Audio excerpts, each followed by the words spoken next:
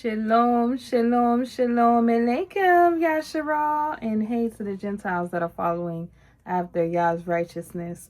I'm King Brittany Chanel, a king, CYN, kin, is a descendant and a ruler of a divine people. That divine people is Yasharal, and we are descendants of the Most High Yah. So, let's get into it. I want to talk about, y'all, the Netflix series, The Polygamist. Yes, I'm a Yasharelite. If you don't know, Yasharelites are Northeast African, West Asian. They are indigenous descent, indigenous to this land in the Americas. We're gonna talk about it, y'all. We are going to talk about it. And the reason why this series stuck out to me is obviously polygyny, right? If you are a Yasharelite, you know that our foremothers and forefathers, they were participants in polygyny. Okay, it is what it is, and it had a purpose. Okay, now let me get started by I am not a person that promotes polygyny. I never will, due to what I know to be the effects. And first of all, as a Yasharelite, I am not a Christian, so that I don't just subscribe to the 66 books that y'all call the Bible. I know that there are 2 sticks, which there are other books that were removed from the scriptures in entirety, and you got to put the 2 sticks together so that you can have a full picture. Because if you're a Christian, a lot of the times you will read the Bible, some stories in your mind will be left incomplete. You'll misquote scriptures, you'll misinterpret things because you don't have the full picture of what's going on. So you will think that certain things are permitted, and when they're really not. You'll think that one thing says this or this contradicts this, and that is by design. The heathen have done that by design, removing different things, because again, they want the children of Yasharal to continually be in sin, so that it causes separation from Yah, basically. And that's the whole reason we even went into slavery and captivity, is because of sin and not following after Yah's instructions. So when I talk about certain stuff on this channel, I might mention certain books. If you're not privy to those books, you may not really understand what I'm saying. And a lot of people, like I said, a lot of Christians in particular, they quote Paul. And Paul, if you anybody that really is a Bible reader or scholar, you would know Paul is probably one of the most advanced things that you could read, because a lot of people think that Paul contradicts himself, and he actually does not. If you really know what he's saying, a lot of the Bible takes from this part, and you have to know Hebraic customs, the what, the who, the where, to know what they are talking about, who they are talking about, in the why, to why they are saying certain things. Now that I've gotten that out the way, I just wanted to state that my views on polygyny is not going to be even what a lot of people in the Israelite community, a lot of the fake Israelite men in the community would feel, right? Because a lot of them, if you hear men in 2026 trying to push polygyny in 2026, they don't really have a real relationship with the Most High. They're really not, they have a lustful spirit, and they're really not trying to follow after the Most High. They really are trying to probably pimp and do what the man that is in the polygynist did, right? So if you have not watched it, do not watch this video, because I don't want to spoil the series for you. So let's talk about it, y'all, and why I love that they highlighted Ephraite culture, African culture, and they highlighted that sometimes people's love or traditions of men can get you messed up, right? Because what a lot of people who push polygyny, they always say, oh, it was the culture, oh, our ancestors did it. And a lot of things that are listed in Torah that our ancestors did, that does not mean that the Most High was automatically cool with it. And it gets into permissive will, and blessings were bestowed, but it's like, even though we're sinful, there's still blessings that the Most High imparted to his children, even though we're sinful beings. Okay, so a lot of people get that twisted because they think like, okay, certain things were the cultural norm. They believe that the Father must have been for it because at a time it was allowed, or a means to an end, or a cultural norm at that time.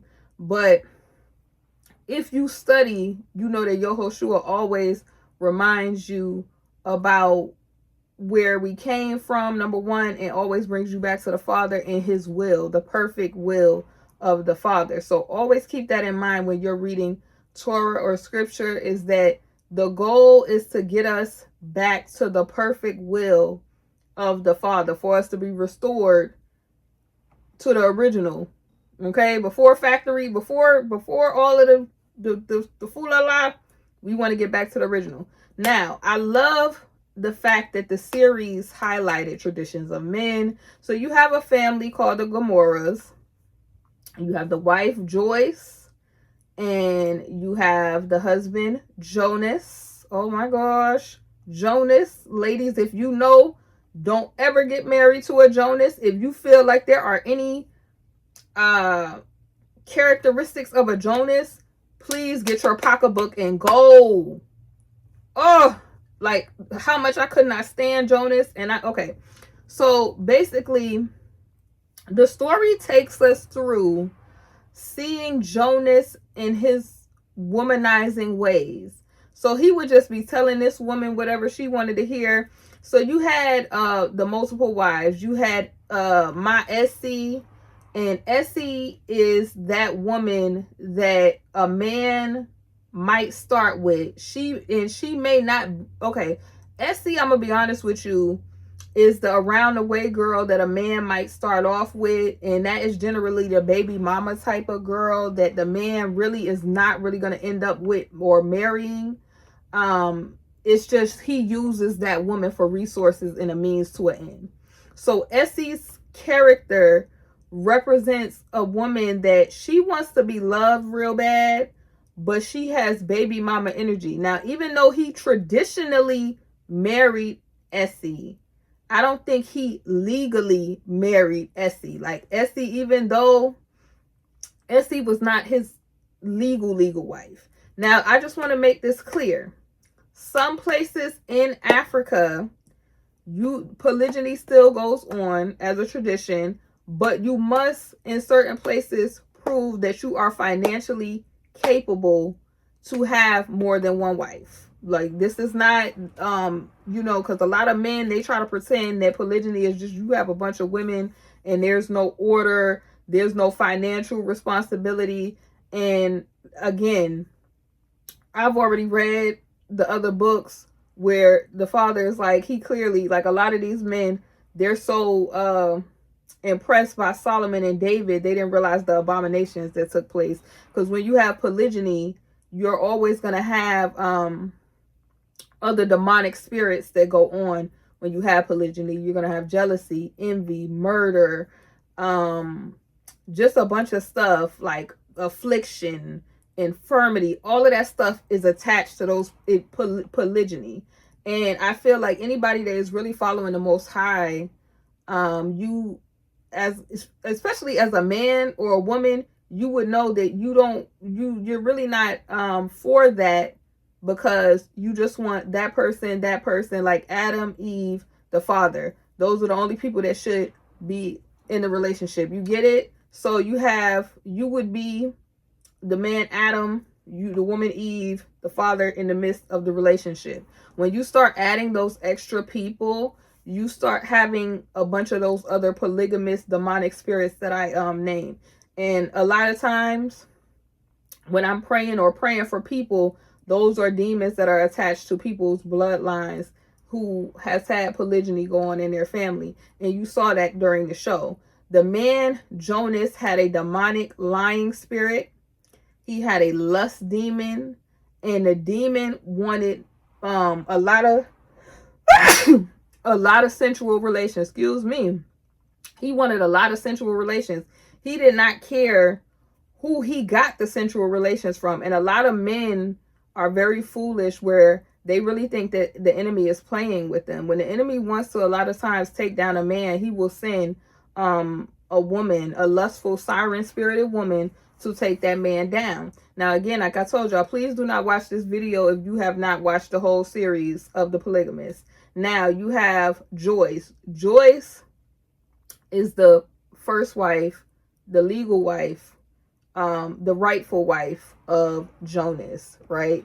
So a lot of the women, you have these other strange spirited women, the baby mamas, the outside relationship women, that when you start inviting these women into your home, because a lot of men, they don't oftentimes look at women like women could be an opposition or a strange spirit type of individual that can bring them down.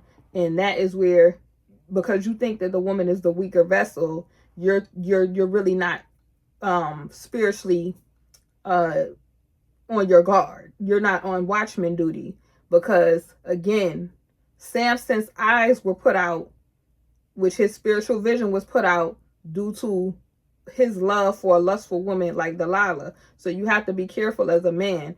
Any man that's on his guard would know, inviting more women into your situation, you're going to have problems. And you see that everywhere in the scripture. There's no record of any polygamous situations that did not end with some turmoil going on. They did not have wars going on, because you will have rivalry between the children, because there's always going to be a wife that's going to be treated better. There's always going to be a wife that's going to be loved more than these other relationships. And then the children of those other extracurriculars oftentimes suffer. They want to attack the legitimate children. And it just, you get what I'm saying? So you have Joyce. Joyce is very classy, comes from a wealthy family. And I feel like her mistake was not getting a man on her level. She makes the mistake of what a lot of women do. They want to be married. And as a successful woman who was rich, she tried to raise the class of a man who was from the gutter, a man that was from the hood.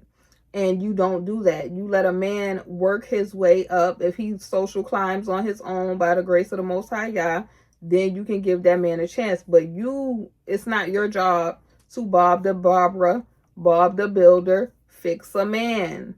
Even though you are a helpmeet, it is not your job to help a man in such large capacity.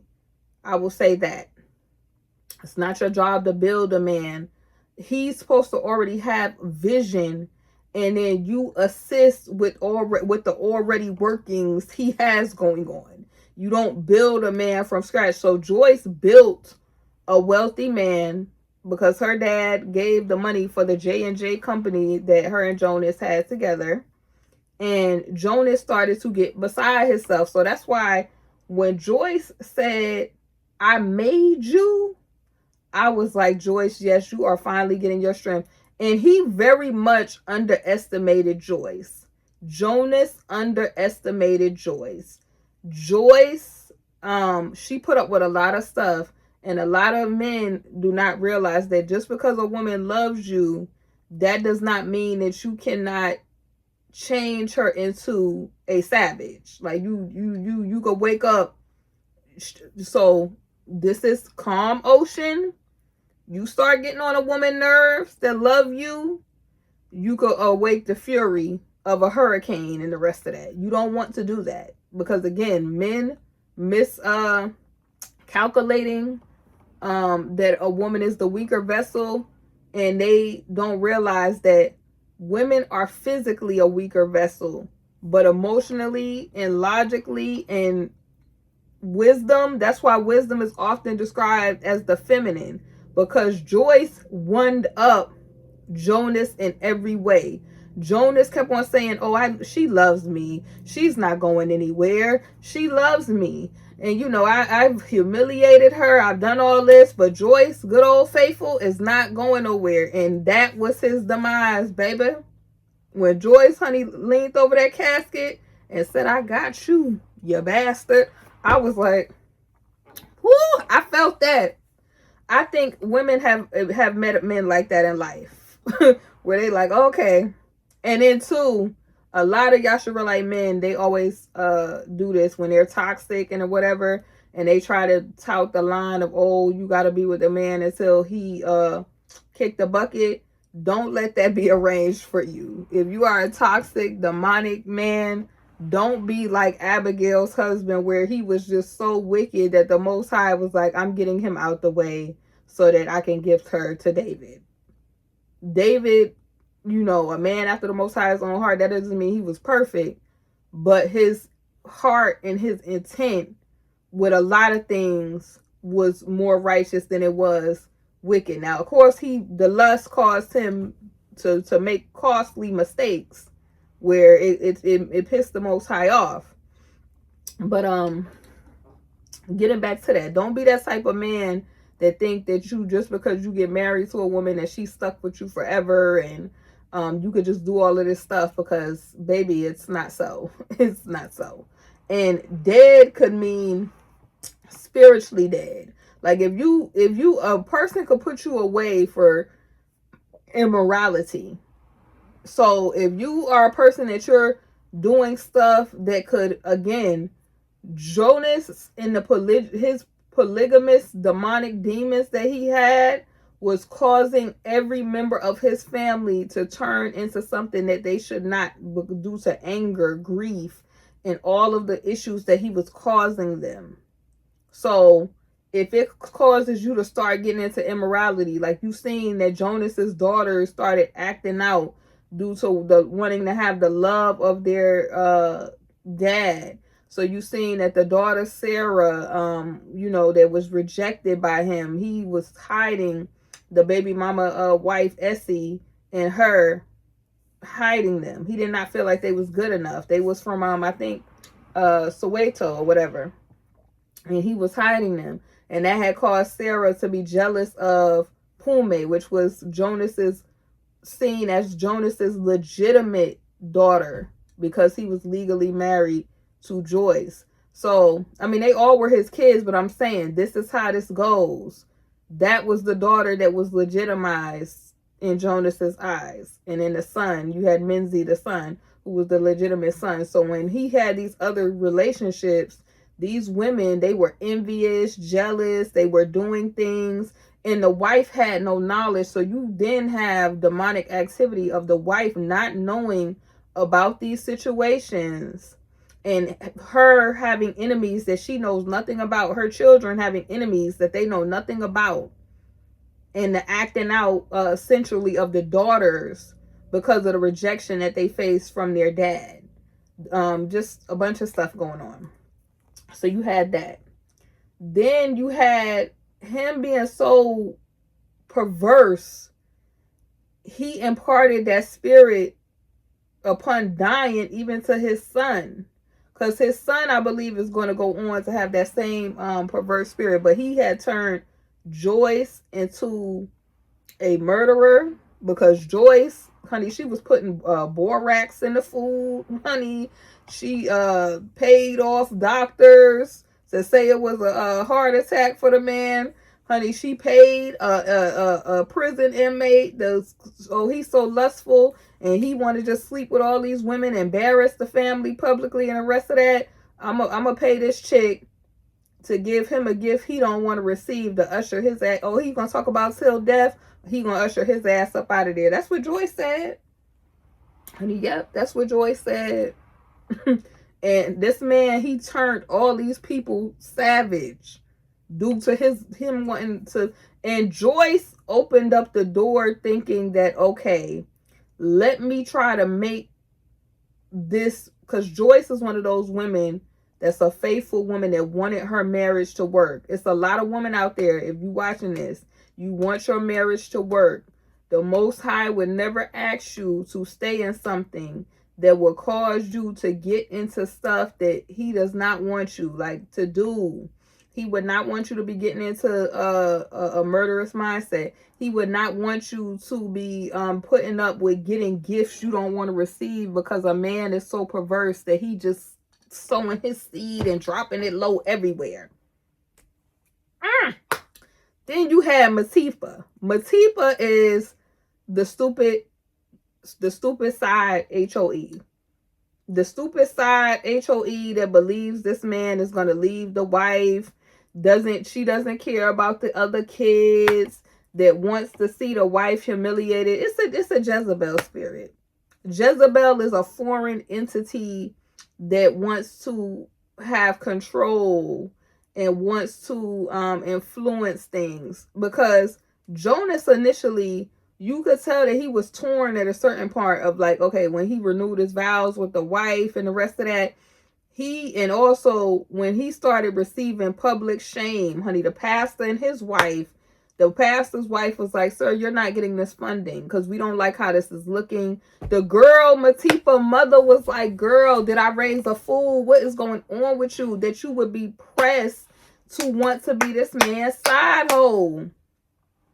Like, and it really was, to me, the money. It really was the money, the lifestyle that Jonas was able to afford. And a lot of these men are only able to afford these things due to the favor that Yah has bestowed upon them, due to them having a wife. If they did not have a wife, why would the Most High need to bless you in a larger territory if you don't have other things like wife and children to take care of?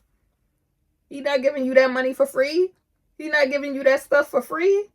If he blessing you, it's because he wants you to do kingdom work, kingdom business, and your first ministry is your home. Now, getting back to this, y'all, Matifa represents a lot of women today, that modern women that they don't cook, they don't clean. All they concerned with is just trying to wreck homes.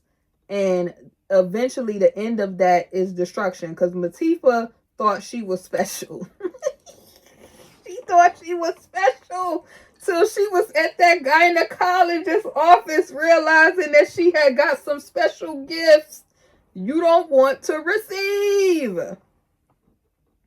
And then it was at that moment when he had whooped the brakes. Like, a lot of these women don't realize, a man having to escape with you, you really do not know that man, because you don't know that man in the way that his wife knows him. And so that's why Joyce just started to sit back and laugh, because Joyce knew what she was dealing with at a certain point. Joyce knew it was no change in Jonas. Joyce knew that she was not going to let her marriage take her out. Joyce knew that she was ready to find happiness. Hence, that toward the end, you seen Joyce, she started living a happy life. She went back to school. She wrote her book. And she had got her a new boo. She was texting her new man. And it's like, sometimes you have to be willing. You can have kids with a person. You can have a marriage with a person. But if that person is leading you astray from the Most High, he's bringing out the worst in you, it's time to disconnect. And Matifa thought that Matifa's obsession was she wanted to take what another woman had badly. Matifa really wanted, at first, the money and the lifestyle. And then she realized that it wasn't all cracked up what it seemed to be.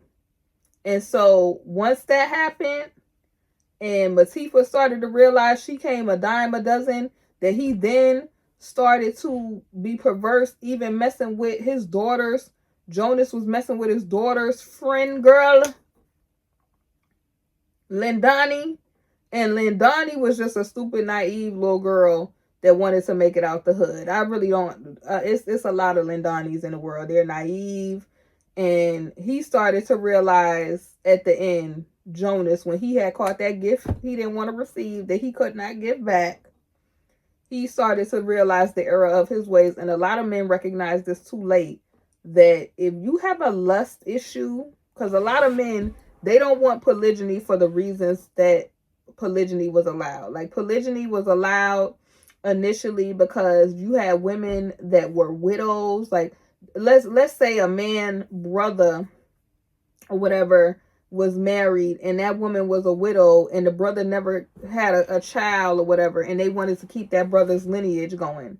A person wouldn't want to see their sister-in-law, out on the street or that sort of thing, or just to save women from being like widows, single mothers, and that sort of stuff. That stuff was allowed for a short period of time, right?